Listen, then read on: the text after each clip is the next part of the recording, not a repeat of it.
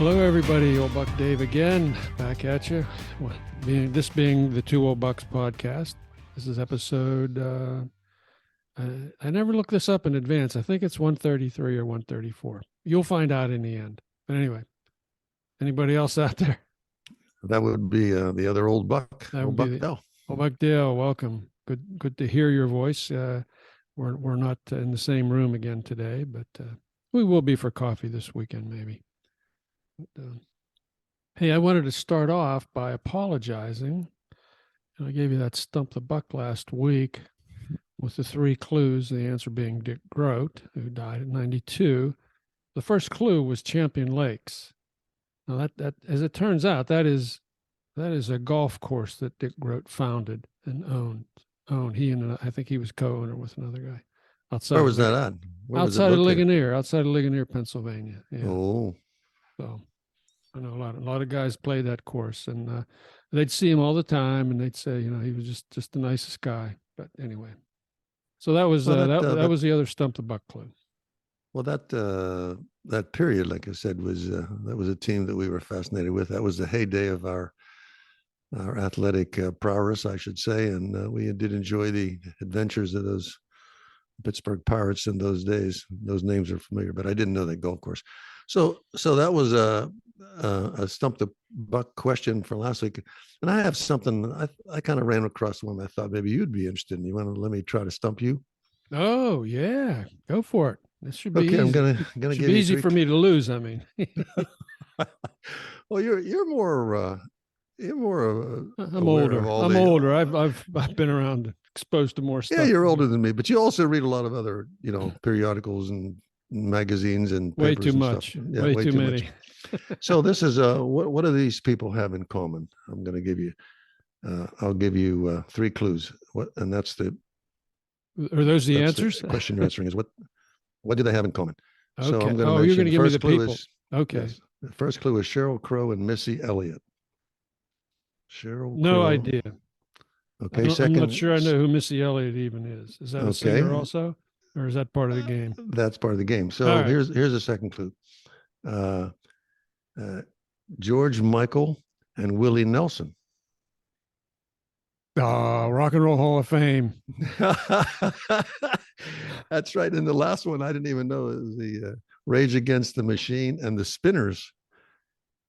You're right. You got it. I'm going to default that they were inducted into the Rock and Roll Hall of Fame.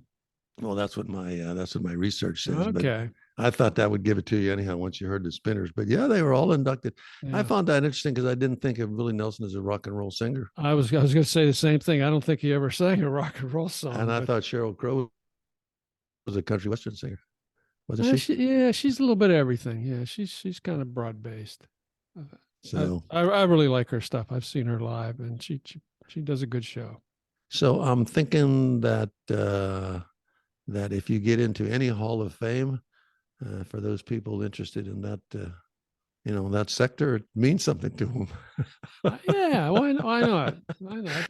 I mean, they made the Hall of Fame, so yeah. Well, you won. There you go. We're going to be in the podcast Hall of Fame someday. In due time. Or not. Yeah, in due time. Yeah. Well, listen, I got to stump the buck for you. How's that? Go ahead. Okay. This is, again, everybody can play along with this. Okay. Now, the answer is a thing.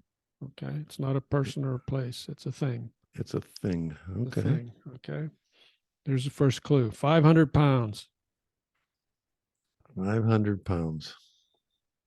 Nothing in the latest news that my mind can relate to that. Okay. Clue number 2. Nothing. Okay. Clue number 2. Don't blame Stregonona. Don't blame Stregonona. These are tough clues. I must admit, these are tough. They are tough clues. I would have to be really into a lot of news to figure this one out. 500 pounds, don't blame. I don't even know what Stregonona is. Okay, maybe the third clue will give me. Stregonona was a in kids' book was a grandma witch. Okay. Oh. So we're not blaming her though for this thing. Okay, she was in a kid's book. Yeah, she was a character in children's books. Okay. Ethnic, yeah. And the last clue? You want marinara or carbonara on that? Hmm. That's kind of a good hint there. Some kind of a sauce. 500 pounds though. That's got me confused. A big meatball.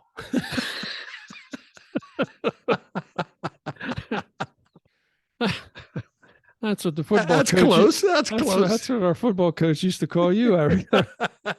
Big meatball, Dale. Yeah. Just do what I tell you. Okay. Meatball. Does that mean you're giving up? I'm going to give up. These are sauces, by the way. These are sauces. Okay. I know they were sausage Okay. marinara. Yeah. So here's the thing. In the town of Old Bridge, New Jersey, someone found alongside a stream 500 pounds of pasta dumped there. 500 pounds of pasta dumped along a creek in Old Bridge, New Jersey. 500. This is a we're true talking story. like I'm a not making spaghetti this or up. spaghetti or noodles or something, some Yeah. kind of pasta, some kind of a. Yeah. Stregonona was this grandma witch who magically filled the villagers' pots with pasta. Ah. Okay, in this children's book, and of course marinara, carbonara. Okay, but yeah, Okay, so and nobody's fessed up yet, but some people know who it is. At least in the article I read, one woman said, I wonder who "Oh, would be yeah, I making know." 500 pounds of it. Yeah, yeah. So Must there's be a various conjectures here. military base nearby or something. Military base nearby, or it's a protest against the town not having good garbage collection, and I don't know. But, all the restaurants, the Italian restaurant in town said, no, wasn't us. But it's sort of biodegradable, I guess, right? Yeah. It's already been disposed of. They said Oh. they've already scooped it up and done whatever you do with 500 pounds of pasta. And you found that news item to be buckworthy. I thought it was buckworthy. Anyway, well, we'll see what the response is from our listeners. Let's see if anybody else out there knew it. Yeah. So, what else has happened with you besides those two items? What else is happening with me? Oh, yeah, I got an interesting note from our cardiologist office this week. He said they are offering concierge service now. They said, we've been offering concierge service, and they're wondering if I'm interested in signing up for it. He's like, so what do you get with concierge service? And they said, number one, we promise to start your appointment within 20 minutes of the scheduled time. As opposed to sitting in the office for an hour and a half, I guess. That's worth a few bucks. Okay. What else? We will actually return your phone calls. This is to me, that's a matter of life and death. Go ahead. I'm not making tell you this my up. Story. If you pay us, we will actually return your phone calls, and they will give you priority scheduling. So you will be able to get in to see us something sooner than the normal 7-month wait. So how do you say no to that? There are some other things too, but they were just kind of patting themselves on the back about. There you go. That's my premise: is that if you can't afford healthcare, you don't deserve healthcare. There you go. So listen to this. This is funny. That my cardiologist and I'm trying to schedule them. I've called them 3 or 4 times, and they simply do not return my calls. And you're not on the concierge service. I'm not on. I don't even think they have it. Frankly, $20,000 a year, and you'll be on that, baby. They'll be returning your phone calls. So it could be, I could be, pushing up daisies before I got my return call. So what's that? What's that beep I hear in the background? You hearing that beep? I was hoping that wouldn't get recorded. Well, this is my heart rate monitor week. I'm wearing a monitor pack. I've got to wear this for a week here. They're recording my heart, and well, lucky you. Lucky me, yeah. So I get to carry it around. I get to tear the skin off of my chest every day when I put the new contact pads on. And so it just sticks there, does it? Yeah, I got 3 wires coming out, and they go into this box, and then I got another box, which is the Wi-Fi. It's like I don't know, man. I'm really.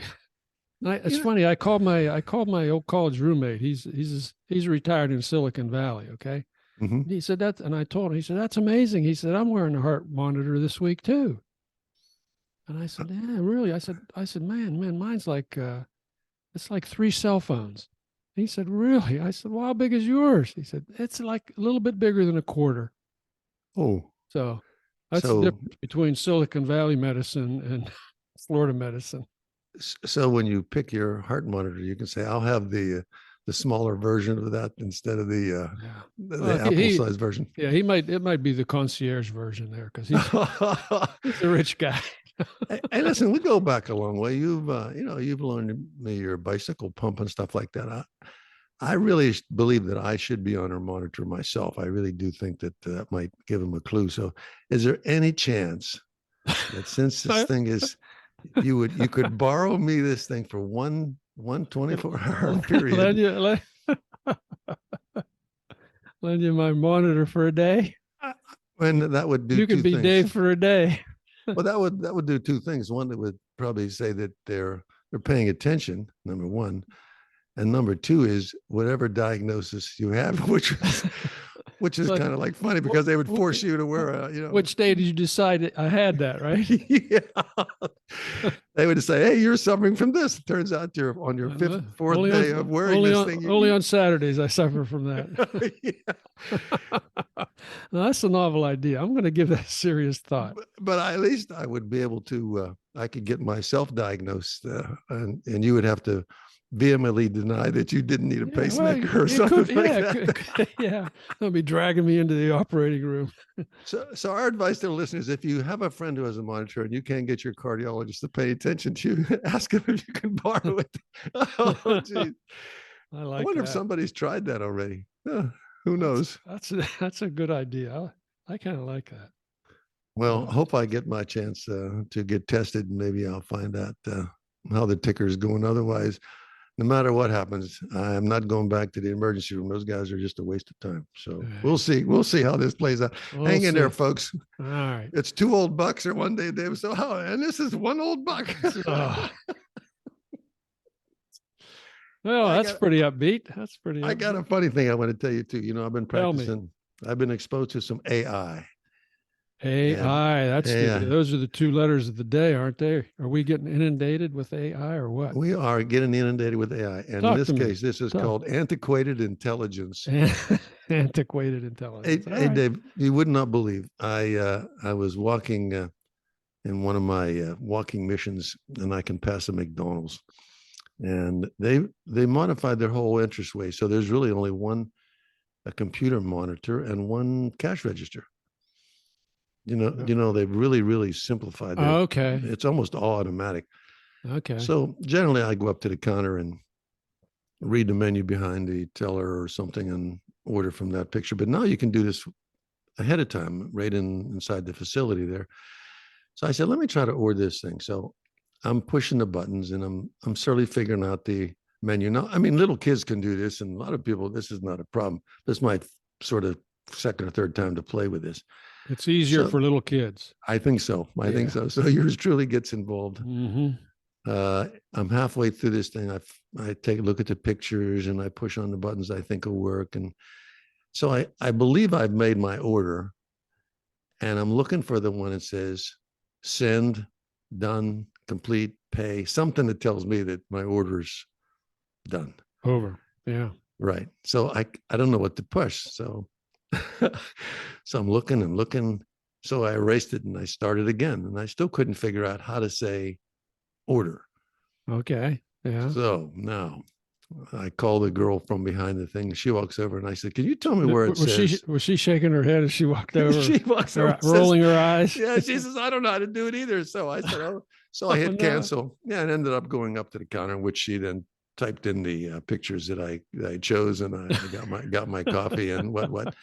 I found that interesting, but that was a second time recently that I ran into a situation where I'm trying to do something unfamiliar, which ordering online in a unfamiliar place without getting the app. I mean, everybody wants you to get the app, get my app for Dunkin' Donuts, whatever it is, get the app.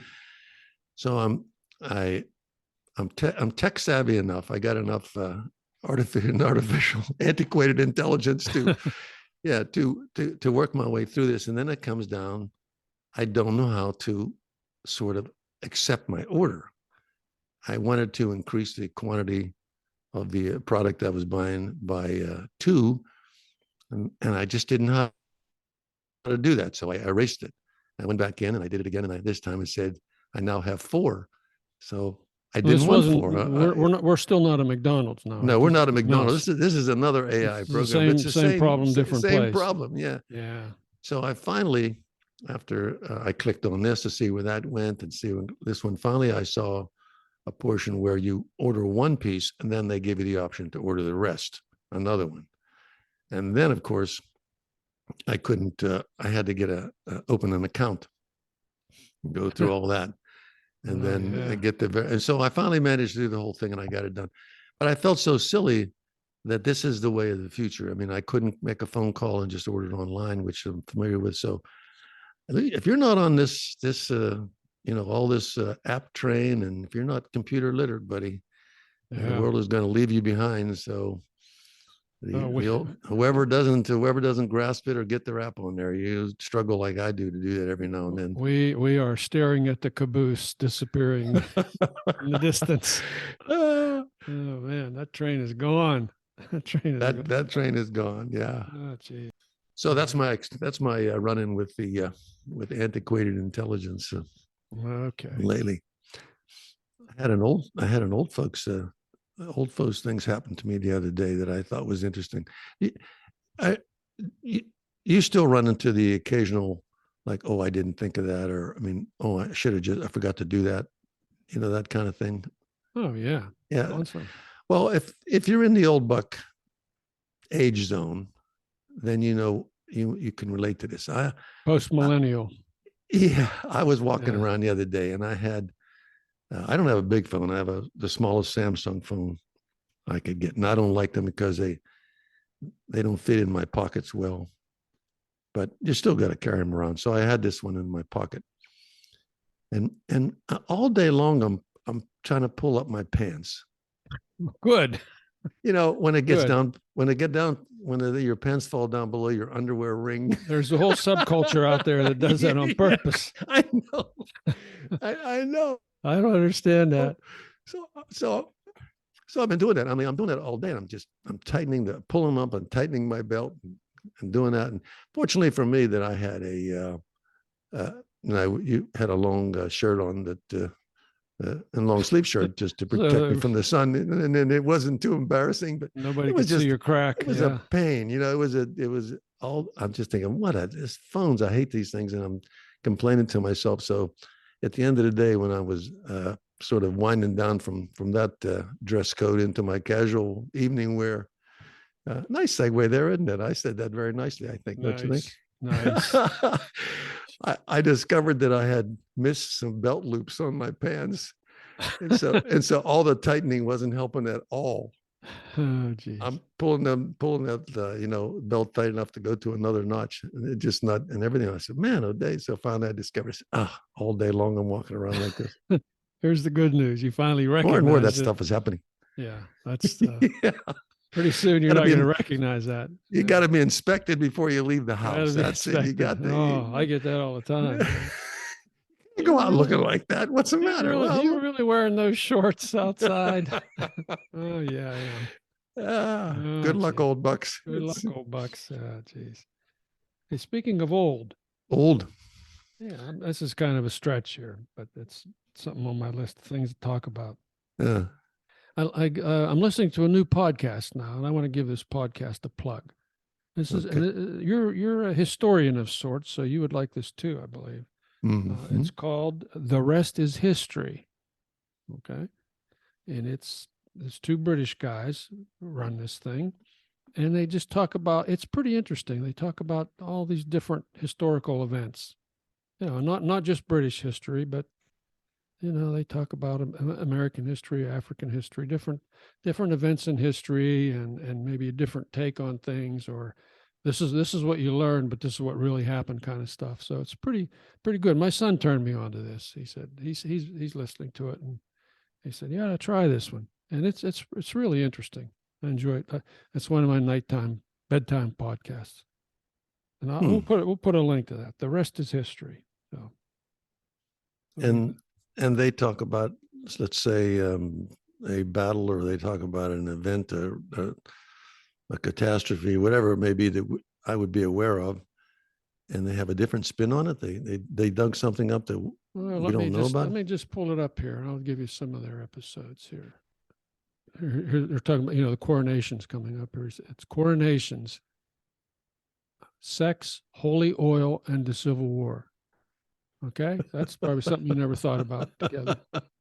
And here's another one: the death of Napoleon, South Vietnamese agency, and tent evangelists. I'm telling you, these are good. These are really good. And they must be really, really good historians. They did a series on Vietnam, the last one being the fall of Saigon. Really, really well done. And they're looking at it from, they're not looking at it from the quote American viewpoint. They're looking at it from the objective viewpoint here. It's interesting. Are they PhDs? You think? Let's see. I don't know what their background is. I apologize for that. But I'll tell you one thing I learned from past history is basically bias. It's whoever writes history. Well, yes, the winners write the history. I think that's what they're doing is trying to enlighten us on some of these things. Either in some cases just kind of review it because like the 100 Years' War that happened before we were born even. I got East Germany, Life Behind the Iron Curtain. Well, if you enjoyed it, I recommend it. I was going to say, we'll take your recommendation, put a link to it, and of course, anybody who wants to comment on the old bucks, they can do it by voice. There's a voice connection. There's BUCKSTWOOLD@gmail.com, obviously. Yeah, and we still have a couple people using the voice. We're trying to encourage people to use the voicemail thing. It's you don't use your phone or anything. You just click onto our show notes, and yeah, I've done that. It works nicely. It works nicely. We just got one from a female fan who said some very nice things about us. So thank you. You know who you are. And it's even when I tried it, we were testing it out. If you had just encountered the two old bucks and you're still in that on the internet with that, you just hit make a comment. You don't even have to think about it. You don't have to make any special. Just hit talk and it'll do it for you. So yeah. What do you think about Miller High Life beer being trashed in Europe? Miller High Life, the champagne of bottled beer. Did you see that? That's probably from a week or two ago. No, I haven't. Miller High Life. It calls itself the champagne of bottled beer. Oh, don't use the word champagne. No, in France you don't. Yeah. So they jumped all over this guy that imported them, and they showed a picture of them smashing every last can. Don't use the word feta on your hamburger. We know it's beer. We know it's not wine. Come on. I noticed recently, occasionally, when I do a search or something, Google used to show, you could scroll down and you could pick different topics. And since I've definitely not done any YouTube stuff, I've just avoided that with a plague. I just said, I didn't want to get caught up in that. And it doesn't appear in my options anymore. And I thought that was interesting. They finally gave up on you. Well, I'm glad they did. I mean, otherwise, you know how many hours you can spend scrolling through those things. Well, once they get their new AI version implemented, they'll know if you're even thinking about it, they'll know it. Okay. Hey. If you're even thinking about it. I'll be thinking about the Pillsbury Doughboy. Jeez. You remember that from Ghostbusters? He said, he said, clear mind, don't think of anything. And he said, what happened? Pillsbury. Remember? Yeah, I do. Okay, it's back now. Yes, I do remember that. He said, what did you think about it? He said, the Pillsbury Doughboy. And of course, it turned out to be a giant monster coming down the street. So cute. I don't know, Dave. I don't know where that's all going. I don't know where it's all going, right? Hey, I got a book review for you. Hey, interesting. Hold that thought for 1 second. Let me grab a book I just picked up. I have it in front of me. I just want to read it to you. Hold on. Read it? Okay, go for it. Go ahead, give me it, and I'll just tell you how I found this book. You want to hear my book report? Yeah. Okay, let me give you a book report. This is the book is called The Theory of Bastards by Audrey Schulman. And I did give a heads up several weeks ago that I had gotten this book and I was going to read it. So the book takes place, it's in the near future, and it's this woman who is researching bonobo behavior while she's recovering from major surgery. Okay. So, bonobos, those are apes. Those are the ones that are most closely related The to bonobo, you humans. mean? Yeah. Is it pronounced bonobo? I've heard it pronounced Uh, both ways, so I don't know. Yeah, but okay, I know it as Bonobo. Okay. bonobo. Bonobo. Okay. Well, let's call it bonobo. I like that sound better. But it's a story that she's doing research on them. And this is an Earth that's been, it's in the near future. It's been pummeled by environmental disasters. They get stuck in a big sandstorm at their research facility with the bonobos and the other apes. There's gorillas and orangutans in different areas. Always, as she's recovering from endometriosis surgery, I'm not making fun of it or anything, but she tries to work this into the whole story, and it just doesn't really fit. And then she starts becoming interested in her the male research partner that she has there. And he's married, his family's off in England, da da da da da da. So, I mean, the best thing about the book for me was it made me learn about bonobo behavior, because they say that any experiment that's in the book or that's described in the book is backed up by real world stuff. And the other thing, there's a big bibliography at the end, so that's kind of nice. But How many stars? How many stars do you give it? I'm only going to give it 2 out of 5. Oh, okay. Again, this was another Goodreads. The Goodreads crew gave it 4 out of 5 average, and I just thought that the way they had the humans interacting with each other and their feelings and the things they did were very just kind of unrealistic. I thought the bonobo behavior made more sense than the human behavior. But other people liked it, so it must be another case of where, I'm outside my comfort zone and getting dinged for it. I forgot all about that. I have a little library nearby me, and I go through it, and every now and then I get lucky, and I picked up a book by A.G. Riddle. Okay. A.G. Riddle, and this is the international bestseller. So it's called Winter World, and I'm about a little over a quarter of the way through it, and I'm a bit of a sci-fi fan, and it's plausible. It's got some totally different perspectives, and I like it when I find something different than just your basic good guy bad guy thing. So, space western. So I'll give you a complete upgrade on that when I finish it. But if somebody's interested and they run across it, Winter World, take a look at it. It might be something for the sci-fi fans to go with. But I had another question for you, and I'm glad you reminded me about books.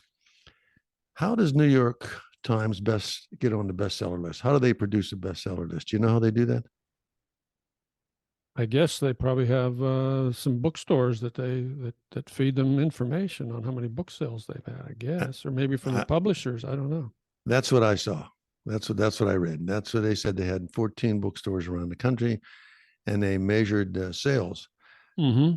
So, thinking about that, I said to myself, if they're waiting to get that data, they're selling books, right? They're basically saying these books are being sold, and they earn that title on the bestseller list, right? Mm-hmm. So that means that there's a million books out there, a whole bunch of books that generated that data that do not have the words New York Times bestseller list printed on it because it hadn't been calculated yet, correct? Can you assume that? Yeah, that makes sense. Yeah. So the first edition will not say that, right? Right. The first edition should not say that. And subsequent editions may say that, though. Right. Subsequent editions would say that. So I'm saying to myself, I don't think I can remember seeing a book that didn't have that on, but found a later model of the same book with that New York Times bestseller list on it. So it appears on so many books. I just wonder how they just get this data. Then the next edition, the next million copies or whatever, has bestseller, a New York Times bestseller on it. Yeah, I'm sure that's what. Yeah. You think there had to be a gap between the first, first edition and the bestseller edition. So I'll have to look for those and see if I can find one. But here I'm looking at one that looks like it was printed in 2019. It's already got the international bestseller on it. So there must have been a one in 2019 that didn't have that on it. So you're spending your And that's spare all I had time to say about looking that. at book covers, comparing book covers. Okay. That's right. That's how you tell a good book, by the cover. We need to get you out more often, man. If there's a gun on the front cover and it's pointing at you, it's probably not too interesting. If it's pointing west, it has a different meaning. Oh man. And if it really looks exciting, it's probably by the guy who did the cover was probably just a creative artist, and the book might not be that good. So we'll see. We'll see. Hey, but we're looking at a new author. We found an author that actually we did get a chance to speak to an author. Maybe we can talk to him in real life. That's always fun. Yes, well, yeah, I was going to bring that up. We got in future episodes, hoping to have Captain Jim back maybe next week to read an essay that he wrote. That's the essay he recently sent us, and I know you read it. And oh yeah, found it interesting. It's not a sailor story, but it's an underwater story, and it's a pretty it's a true story. And I'm not going to say anything more than that. I think you need to hear it from his lips. Tune into that one, folks. That was fascinating. And we're working 2 weeks from now. We're working on getting an author here for an interview. I'm in the midst of his book now, hoping to get it finished and sent over to you. I don't want to give you any. I don't want to give too many details now in case it all falls apart.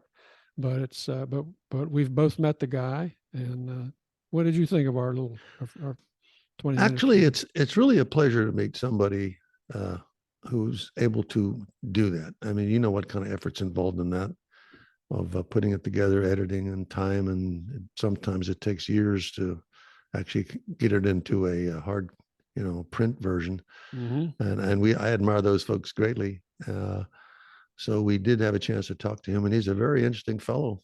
One of those folks that lived a fantastically interesting life. Yeah, I think it's going to be it's going to be a winner. It's going to be a winner episode. I'm telling you. I'm looking forward to doing it.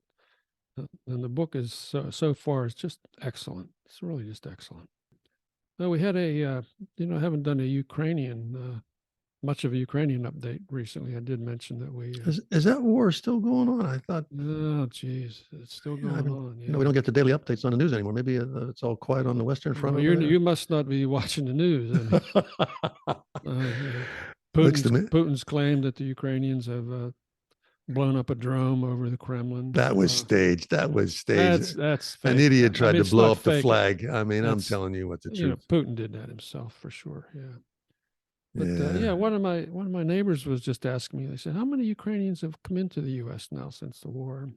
I know Biden had a program to get 100,000 in, and I said, "Oh, that's 100,000." And I thought about it, and I looked it up, and we've had 271,000 come in so far. So that's far exceeding the goal, Biden's goal of 100,000. So. But that's great. No, I'm just being a little bit silly there. We know that war is ugly, and it's just dragging on, and I feel so bad every time I get a little bit of an upgrade on that stuff. So yeah. Well, you were telling me you actually met Ukrainian folks that survived all that and got through here. Remember? Well, yeah, we were with them a couple of weeks ago. Yeah, we went to St. Pete to see them, and the family's doing well. They're flourishing. The teenage girls are adapting to the U.S. quite well, and so far so good. Yeah. Do they talk much about the disruption to their life? And I mean, I'm happy that they're surviving, but they've got to be thinking about the folks back home. We're in a room of 20 people, and I'm one of the 2 out of 20 who don't speak Ukrainian. So okay.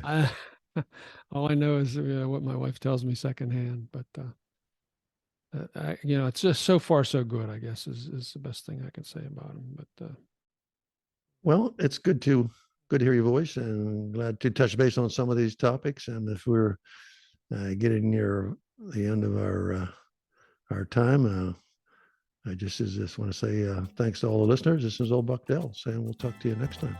This is Old Buck Dave saying the same thing. Talk to you soon again, folks. Bye-bye.